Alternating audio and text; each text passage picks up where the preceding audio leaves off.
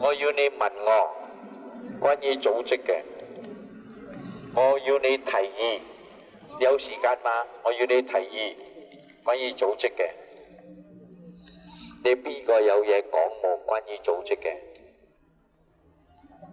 加我俾一個機會你，係為你要打電話去個白先嘅，你以為白先標準？我哋要坦白嘅，你以為標準法？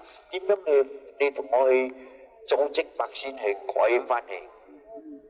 你出嚟講，係話你有關於白先嘅餐館嘅、泥基嘅部門、餐館嘅部門、建築商嘅部門，你邊處有唔啱嘅？你出嚟講，快啲講，老實嘅、坦白嘅、事實嘅，出嚟講，快啲！我係怕醜，唔好意思嘅，講幾句説話我都要聽，得講唔好意思嘅，出嚟講，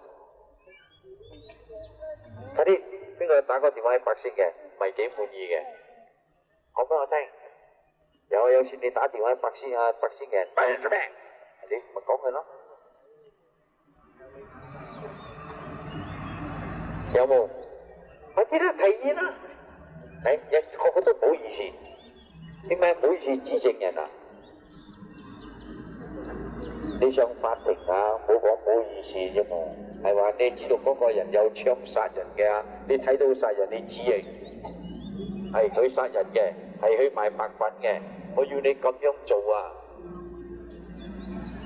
佢賣白粉嘅，佢殺人嘅，你要指證佢啊！唔使驚嘅，萬事不怕不記就喺呢度。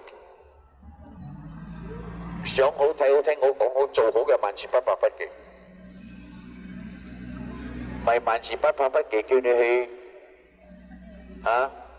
做想壞睇壞聽好講壞嗰啲，萬事不怕不記喎。萬事不怕不記係拉冷咩？萬事不怕不記係拉冷咩？拉冷想好睇好聽好講好做好噶。所以呢，過開萬事不怕不記呢，就係想好睇好聽好講好做好，你知冇？